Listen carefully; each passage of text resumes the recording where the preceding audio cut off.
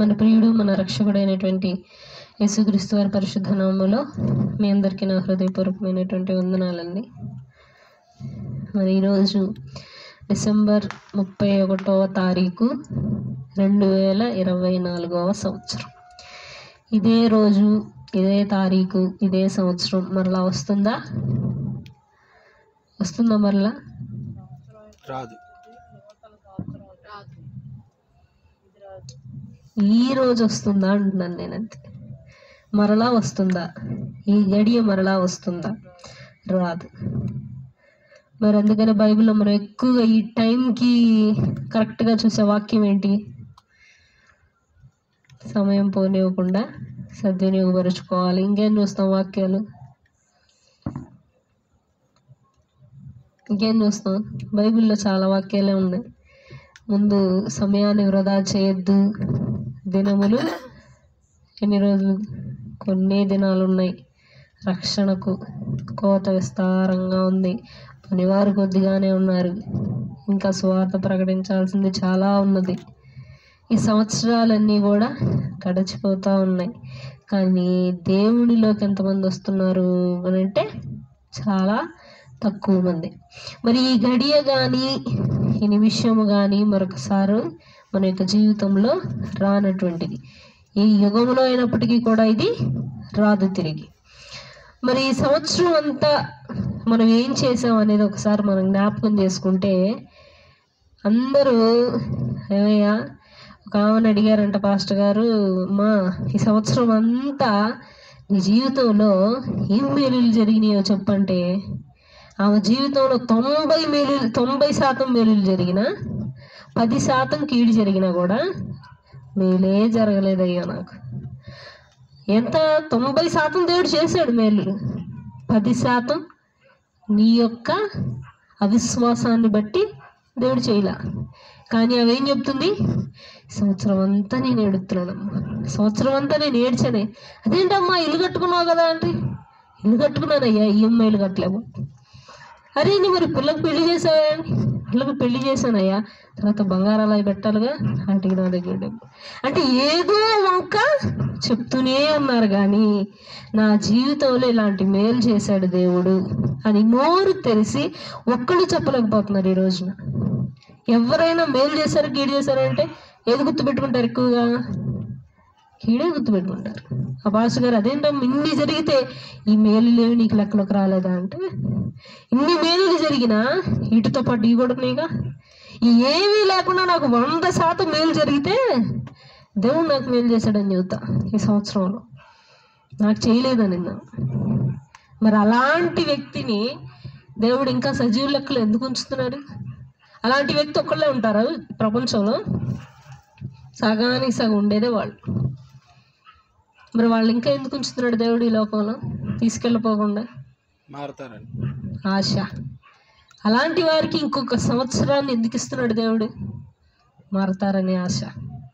మరలా వీళ్ళు నా ప్రేమ ఏంటో తెలుసుకుంటారనే ఒక చిన్న ఆశ దేవుడిది. అందుకే దేవుడు ఈ బాధలో ఒక మాట అంటాడేమని, లోబడనల్లనేటువంటి ప్రజల కోసం నా చేతులు ఏం చేస్తున్నాను? నిమిషం చాపుతున్నానా? అరగంట చాపుతున్నానా? గంట చాపుతున్నానా? దినమెల్లా 24 గంటలు 365 రోజులు 25 రోజులు చేతులు చాపుతూనే ఉన్నాడు. ఏదో ఒక రోజు నా బిడ్డ నా దగ్గరికి వస్తుంది, ఈ మేలు చేశాను వచ్చింది నా దగ్గరికి అంటే. ఇప్పుడు మేలు చేసినా కూడా దానిలో కీడెత్తికే ప్రజలే ఉన్నారు ఇప్పుడు ఎక్కువగా. అయినా దేవుడు వాళ్ళ కోసం ఏం చేస్తున్నాడు? చేతులు చాపుతూనే ఉన్నాడని చెప్తున్నాడు. మరొకసారి మనం ఒక్క 10 నిమిషాలు నేను వాక్యం చెప్తాను, తర్వాత మనం ఆరాధనలోకి వెళ్దాము. మరి వాక్యంలోకి వెళ్లే ముందు ఒక చిన్న ప్రార్థన చేసుకుందాం. అందరూ తలల వంచి కళ్ళు మూసుకున్నట్లయితే చిన్న ప్రార్థన చేసుకుందాం. మమ్మల్ని మిక్కిలిగా ప్రేమించిన మా ప్రియ పరలోకపు తండ్రి, మీరు ఇచ్చిన గొప్ప సమయమును బట్టి మీకు వందనాలు, స్తుతి స్తోత్రాలు నాయన. ఎంతోమంది ప్రభు ఈ రోజును చూడకుండా తండ్రి నశించిపోవచ్చుండగా నాయన, మీరు మమ్మల్ని అలాగ చేయకుండా మమ్మల్ని ఇప్పటికీ సజీవ లెక్కలో ఉంచినందుకే వందనాలు చెల్లించుకుంటున్నాం ప్రభువా. ఈ రోజు నాయన తండ్రి, ఈ యొక్క 31వ తారీఖునైనా 2024 రోజు 2024 సంవత్సరంలో ప్రభా నేను ఆఖరి దినమున తండ్రి నీ యొక్క మందిరంలో ఉండేటువంటి కృపను మా అందరికీ దయచేసి ఉన్నారు. అందరి బట్టి వందనాలు తండ్రి. మరి వాక్య భాగములకు వచ్చి ఉన్నాం నాయన తండ్రి. నీ యొక్క బిడ్డలతో ఏ విధముగా నువ్వు మాట్లాడబోచున్నావో తండ్రి, నీవే నన్ను ప్రభా సిలువ చాటున మరుగుపరచు తండ్రి. నా ద్వారా నీ యొక్క బిడ్డలతో ప్రజలతోనైనా సూటిగా స్పష్టముగా మాట్లాడమని కోరుకుంటూ నా యొక్క చిన్న ప్రార్థన మీ పాదాలు చిన్నకు చేర్చుకోమని నా ప్రియుడు నా ప్రియరక్షకుడైన యేసుక్రీస్తు వారి పరిశుద్ధ నామములో ప్రార్థన చేసి అడిగి వేడుకొని పొంది ఉన్నాము తండ్రి. ఆమేన్. ఒకసారి మనం వాక్యం గమనిద్దాం. మరి ఇప్పుడు 12 తర్వాత వచ్చేటువంటి సంవత్సరం ఏంటి? నూతన సంవత్సరం. నూతనం అంటే క్రొత్త సంవత్సరం. అంటే ఈ సంవత్సరాన్ని మనం ఇప్పుడు చూడాలి, మనం చూడబోతున్నాం ఎలా ఉంటుంది అని. సరే, అసలు ఈ నూతన సంవత్సరంలోకి వెళ్ళబోయే ముందు దేవుడు ఏ ఒక్క మాటలు మీకు ఈరోజు తెలియజేయబోచున్నాడు అనేది ప్రతి ఒక్కరు జాగ్రత్తగా గమనించాలి. ఒకసారి వాక్యం చూద్దాం. యోహాను సువార్త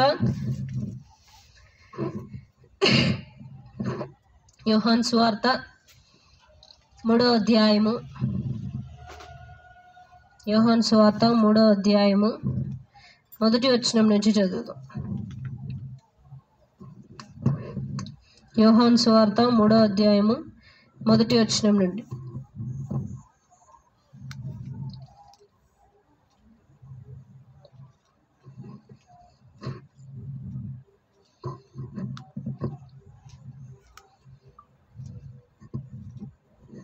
యోహాను సువార్త 3వ అధ్యాయము మొదటి వచనం నుండి. యూదుల అధికారి అయిన నికోదేమును పరిసయ్యుడు ఒకడుండెను. అతడు రాత్రియందు ఆయన యొద్దకు వచ్చి, బోధకుడా, నీవు దేవుని యొద్ద నుండి వచ్చిన బోధకుడవని మేమెరుగుదుము. దేవుడు అతనికి తోడై ఉంటేనే గాని నీవు చేయుచున్న సూచక క్రియలను ఎవడునూ చేయలేడని ఆయనతో చెప్పాను. తరువాత అందుకు యేసు అతనితో, ఒకడు క్రొత్తగా జన్మించితేనే గాని అతడు దేవుని రాజ్యమును చూడలేడని నీతో నిశ్చయముగా చెప్పుచున్నాను నేను. ఒక్క నిమిషం ఆగుదాం. ఇక్కడ ఒక వ్యక్తి కనపడుతున్నాడు మనకు. ఎవరి వ్యక్తి? నికోదేము అనేటువంటి వ్యక్తి.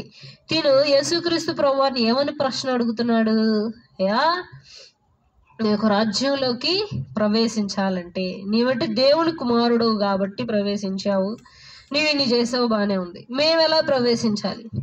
నువ్వైనా నేనైనా ఒకటే మార్గంలో ప్రవేశించాలని యేసుక్రీస్తు ప్రభువారు బదులిస్తారు. ఏంటి ఆ ఆన్సర్? క్రొత్తగా జన్మించాలంట. క్రొత్తగా జన్మించడం అంటే ఏంటి? తల్లి గర్భంలోకి వెళ్ళి మళ్ళీ బయటికి రావటమా?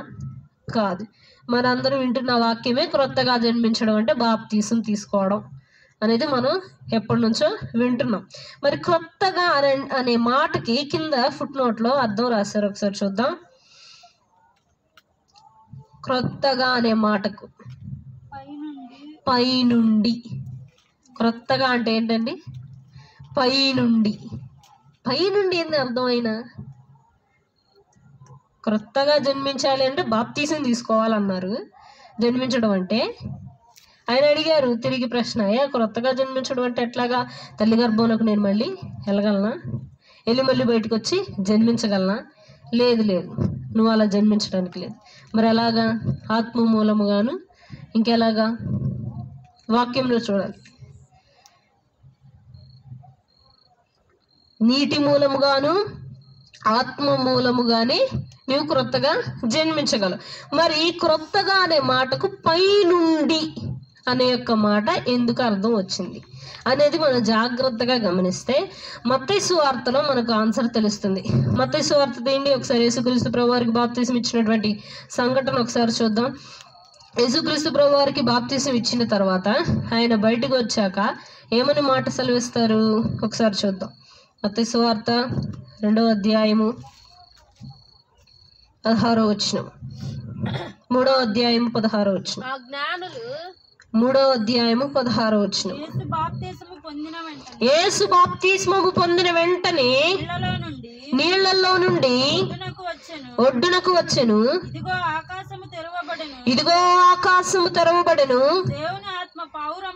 దేవుని ఆత్మ పావురము వలె దిగి తన మీదికి వచ్చుట చూచెను. ఒక్క నిమిషం ఆగుదు. ఈ పావురం ఎక్కడి నుంచి వచ్చింది? ఎక్కడైనా తన ఇంటి దగ్గర నుంచి వచ్చిందా? గుడిలో కానీ ఎక్కడైనా? ఎక్కడి నుంచి వచ్చింది? ఆకాశము నుండి వచ్చిందండి. ఆయనకు బాప్తీసం ఇచ్చినప్పుడు కూడా ఆకాశము తెరవబడెను. ఈ యొక్క మాటలు కూడా మనం కొన్ని వాక్యాల్లో చూస్తూ ఉంటాం. పై నుండి ఏం దిగొచ్చింది? పావురం. ఆ పావురాన్ని మనం ఏమంటామని ఒకరోజు సహోదరు కూడా వాక్యం చెప్పింది. ఏంటిది? పరిశుద్ధాత్మ. వెరీ గుడ్, పరిశుద్ధాత్మ అని అంటాం మనం. ఒకసారి మాట చూద్దాం. ఇదే మాట మరలా రెండోసారి చదువుదాం. 3వ వచనం, యోహాను సువార్త 3వ అధ్యాయము 3వ వచనం. అందుకు యేసు అతనితో, ఒకడు కొత్తగా జన్మించితేనే కాని అతడు దేవుని రాజ్యము చూడలేడని నీతో నిశ్చయముగా చెప్పుచున్నాను. క్రొత్తగా అంటే పై నుండి పరిశుద్ధాత్మ దిగాలి నీ మీదకి. బాప్తీసం నీ తీసుకున్న రోజున. అంటే బాప్తీసం తీసుకున్నంత మాత్రాన ప్రతి ఒక్కరి మీదకి దిగుతుందా అండి అంటే దిగదు. మరి కొంతమంది మీదకి ఎందుకు దిగదు? కొంతమంది మీదకి ఎందుకు దిగిద్ది అని అంటే, కొంతమంది ఎలా తీసుకుంటారు బాప్తీసం? అందరు తీసుకుంటున్నారు, నేను ఒక్కదాన్నే తీసుకోవట్లే అనే ఉద్దేశంతో తీసుకుంటారు ఒకళ్ళు. ఇంకోళ్ళు ఆ యొక్క ద్రాక్షారసం ఎట్లుంటుందో టేస్ట్ చేయాలి, ఆ యొక్క రొట్టె ఎలా ఉంటుందో రుచి చూడాలి అని చెప్పి ఇంకొంతమంది బాప్తీసం తీసుకుంటారు. కాబట్టి అలా నామకార్థానికి బాప్తీసం తీసుకునే వారి మీదకి పరిశుద్ధాత్మ దిగిరాదని దేవుడు స్పష్టంగా తెలియజేస్తున్నాడు. నీవు నూతన సంవత్సరంలోకి వెళ్ళావు సరే, వెళ్తున్నావు సరే, మరి ఆ నూతన సంవత్సరంలో నీవు క్రొత్తగా దేవుడి కోసం ఏమిస్తున్నావు? నీకు ఒక నూతన సంవత్సరం అంటే ఒక ఆయుష్కాలాన్ని కొద్దిగా దేవుడు పెంచాడు, పొడిగించాడు. మరి దేవుడికి తిరిగి నువ్వేమిస్తున్నావు? అది ఒక ప్రశ్నగా మరి చూస్తే, క్రొత్తగా పై నుండి పరిశుద్ధాత్మ అనేది ఎవరి మీదకి దిగాలి? బాప్తీసం తీసుకుంటున్న వారి మీదకి దిగాలి. అది ఎలాగూ దిగాలి? నీటి మూలముగాను, ఇంకెలాగా? ఆత్మ మూలముగాను నీవు జన్మిస్తేనే ఆ యొక్క పరిశుద్ధాత్మను నీవు ధరించుకోగలవు. అంతేగాని ఇంకొక దారి ఉందా దానికి అని అంటే ఇంకొక దారి లేనే లేదు. తర్వాత మనం ఒక వాక్యంలో చూస్తే మార్కు సువార్తలో ఉంటుంది. యేసుక్రీస్తు ప్రభు వారు ఆయనకు 12వ సంవత్సరం అప్పుడు దేవాలయంలోకి వెళ్ళి ఆయన ఏం చేస్తాడు? అధికారం గలవాణిగా మాట్లాడతాడు. యాజకులను ప్రశ్నిస్తాడు. ఆయన ప్రశ్నించడం అయిపోయి వారి అమ్మ నాన్న తిరిగి తీసుకొస్తూ ఉన్నప్పుడు ఆఖరిలో ఒక మాట రాస్తారు. ఆయన దేవుని మూలముగాను మనుషుల మూలముగాను ఆయన ఏమయ్యాడు? వర్ధిల్లాడు అనే వాక్యం మనం చూస్తున్నాం. ఒకసారి ఆ వాక్యం చూద్దాం. మార్కు సువార్త, క్షమించాలి, లూకా సువార్త 2వ అధ్యాయము 53వ వచనం. లూకా సువార్త 2వ అధ్యాయము 52వ వచనం. యేసు జ్ఞానమందును వయస్సునందును దేవుని దయందును మనుష్యుల దయందును వర్ధిల్లుచుండెను. ఫస్ట్ ఎవరి దయందున్నాడు? ఆయన దేవుడి దయందున్నాడు. ఈరోజు మనం ప్రజలు చూసుకుంటే కనుక తల్లిదండ్రుల దయ ఉంటుంది, ఇరుగు పొరుగు వారి దయ ఉంటుంది, రక్త సంబంధికుల దయ ఉంటుంది, ఒక్క దేవుడి దయ తప్పించి ఇక్కడ ఏమంటున్నాడు ఆయన? ముందు నీకు ఉండాల్సినటువంటిది దేవుని యొక్క దయ. ఈ యొక్క లోకంలో నిన్ను అందరూ ప్రేమిస్తున్నారు, అందరూ దగ్గరకు తీసుకుంటున్నారు, అందరూ నిన్ను ఇష్టపడుతున్నారు. అయినంత మాత్రాన గొప్ప ఏమాత్రము లేదు. ఈ లోకంలో నీవు పేరు ప్రఖ్యాతులు సంపాదించినంత మాత్రాన ఎటువంటి గొప్పతనం లేదు. పైనుండి వచ్చేటువంటి యొక్క మాట అంటే అపరిశుద్ధాత్మ దిగి వచ్చేటువంటి సంఘటన ఎప్పుడు జరుగుతుంది? నీ యొక్క బాప్తీసం తీసుకున్నప్పుడు ఆ యొక్క సంఘటన జరగటం చూస్తాం. కాబట్టి ఆ యొక్క సంఘటన జరిగినప్పుడే నీవు పరలోక రాజ్యంలోకి ప్రవేశించబడతావు అని చెప్పి దేవుని యొక్క వాక్యం మనం గమనిస్తాం. ఇక్కడ మరి చూస్తే ఇరుగు పొరుగు వారి దగ్గర మనం ఎంత పేరు సంపాదించినప్పటికీ కూడా దేవుడి దగ్గర మన పేరు లేకుండా ఉంటే దేవుడు కూడా మన గురించి చెప్పగలగాలి. ఏమని? యేసుక్రీస్తు ప్రభువారి గురించి ఏమని చెప్పాడు యెహోవా దేవుడు? ఈయన నా ప్రియ కుమారుడు, ఈయన యందు నేను ఏం చేస్తున్నాను? ఆనందించుచున్నాను. ఈరోజు దేవుడు చెప్తున్నాడా? ఈ యొక్క బిడ్డ విషయంలో నేను ఆనందిస్తున్నాను, ఈ సంవత్సరం ఈ బిడ్డ చేసినటువంటి క్రియల ద్వారా నేను ఆనందిస్తున్నాను అని దేవుడు చెప్పగలుగుతున్నాడా అనేది మనం ఒకసారి పరీక్షించుకోవాలి. మనకు మనమే ఒక ప్రశ్న వేసుకోవాలి. ఈ యొక్క లోకములో నీకు ఎన్నో పేరు ప్రఖ్యాతలు ఉండొచ్చు, ఎన్నో ఘనంగా నిన్ను అభిమానించవచ్చు, సన్మానాలు చేయొచ్చు. కానీ పైనుండి వచ్చేటువంటి పిలుపు నీ మీదకి రాకపోతే దేంట్లోకి ప్రవేశం లేదు, నీకు పరలోక రాజ్యములోకి ప్రవేశం లేదు. తర్వాత కంటిన్యూ చేద్దాం వాక్యం. యోహాను సువార్త 3వ అధ్యాయము 4వ వచనం.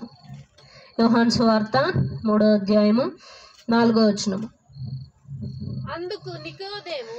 అందుకు నికోదేము ముసలివాడైన మనుష్యుడు ఎలాగు జన్మింపగలడు? రెండవ మారు తల్లి గర్భమందు ప్రవేశించి జన్మింపగలడా అని ఆయనను అడుగగా యేసు ఇట్లా నేను ఒకడు నీటి మూలముగాను ఆత్మ మూలముగాను జన్మించితేనే గాని దేవుని రాజ్యంలో ప్రవేశింపలేడని నీతో నిశ్చయముగా చెప్పుచున్నాను. అంటే ఈ లెక్కలో ఎన్నిసార్లు జన్మిస్తాడు మనిషి? 2 సార్లు జన్మిస్తాడు. ఒకటెప్పుడు? బహిరంగంగా, అంటే బయటికి కనబడతావు నువ్వు పుట్టినట్టు. రెండవది ఆత్మీయంగా. అది నువ్వు కనపరిచినా దేవునికి నష్టమేమి లేదు, కనపరచకపోయినా నష్టమేమి లేదు. ఎవరికి కనపడాలి? మెయిన్ దేవుడికి. నువ్వు ఒక్క జన్మే ఎత్తావు ఇప్పటిదాకా. ఏంటది? బహిరంగంగా, అంటే నీ యొక్క తల్లి గర్భాన నీవు బయటికి వచ్చి ఉన్నావు అంతే. ఆత్మ మూలంగా నీవు ఇంకా జన్మించలేదని మనం ఇక్కడ వాక్యం చూస్తాం. నీవు ఆత్మ మూలముగా కూడా క్రొత్తగా, ఆత్మ మూలముగా అంటే మామూలుగా ప్రార్థనలకు వచ్చి ఉపవాసాలుండి ప్రార్థనలు చేసినంత మాత్రాన్ని నీవు ఆత్మ మూలముగా దేవుని ఆరాధిస్తున్నట్టు కాదు. నీవు జన్మించాల్సిందే, మరలా క్రొత్త జన్మ నీవు జన్మించాల్సిందే. ఎలాగైతే తల్లి గర్భమందు బిడ్డ వచ్చేటప్పుడు 9 నెలలు ఉంటాడు, ఇప్పటిదాకా నువ్వు ఇన్ని సంవత్సరాలు దేవుని యొక్క గర్భంలో ఉన్నావు. నీవు క్రొత్త జన్మించాలి ఈ లోకంలో ఉండగా అంటే అది నీవు బాప్తీసం తీసుకోగానే జరుగుతుంది. నువ్వు బాప్తీసం తీసుకుంటేనే రెండవ జన్మను నీవు ఎత్తినట్టు. అప్పుడే ఈ యొక్క నీటి మూలముగా ఆత్మ మూలముగా నీవు దేవుని యొక్క రాజ్యంలోకి ప్రవేశించగలవు. కాబట్టి ఈ యొక్క లోకంలో ఉన్నటువంటి పేరు కోసం ఆరాటపడద్దు. పైనుండి దేవుని యొక్క మాట కోసం పావురము వలె ఎలాగైతే పరిశుద్ధాత్మ దిగినదో అలాగే మీరు బాప్తీసం తీసుకునేటప్పుడు అలాగూ దిగవలనంటే ఈ యొక్క పాత విషయాలన్నీ మీరేం చేయాలి? మరచిపోయి నూతనమైన సంవత్సరంలోకి క్రొత్తగా అడుగుపెట్టి క్రొత్త మనస్తత్వముతోనూ క్రొత్త కార్యాలతోనూ దేవుణ్ణి మహిమపరుస్తూ ఈ లోకంలో దేవుని యొక్క పనులు మరింత చేస్తూ దేవుని యొక్క సేవ చేస్తూ మరింతగా వృద్ధి పొందాలని కోరుకుంటూ పరిశుద్ధ వాక్యం దేవుడు దీవించి మన వినికిడులు ఆశీర్వదించునుగాక. ఆమేన్. విష్ చేసుకుందాం, శుభాకాంక్షలు తెలుపుకుందాం అందరం. Okay, Happy New Year. Tell me. Same to you.